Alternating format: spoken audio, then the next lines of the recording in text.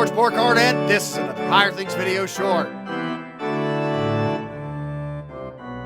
To ash or not to ash? That's the subject of today's Higher Things video short. Ash Wednesday is a sort of late addition to the fast. The fasting of Lent makes its initial appearance in around 200. This is when we first start hearing about it. And then by 325 in Nicaea, we've got instructions for it. And Ash Wednesday is a mathematical 40 days minus the Sundays from Easter.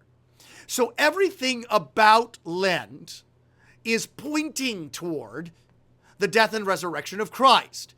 And then around the Middle Ages comes the practice of imposition of ashes. Now, what's going on with this?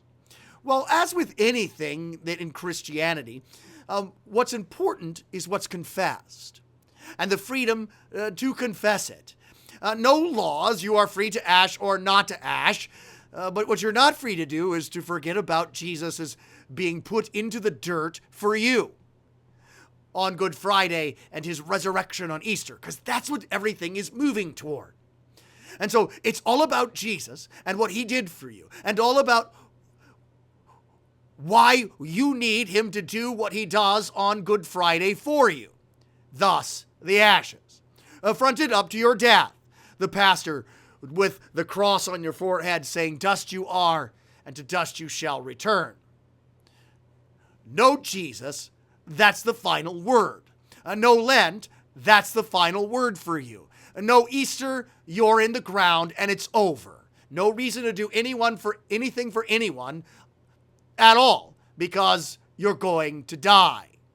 So get what you can while you can. But if there is a Lent, if there is a Jesus for you, taking on himself your Lent, being your Lent, to be your Easter, well, then there's reason to be fronted up to the most law-ish moment of your life, when you die.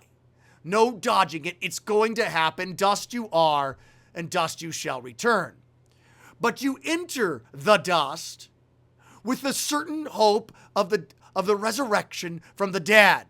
Dust you are, and dust you shall return. And then you shall return from that. You have a certain hope in the resurrection from the dead.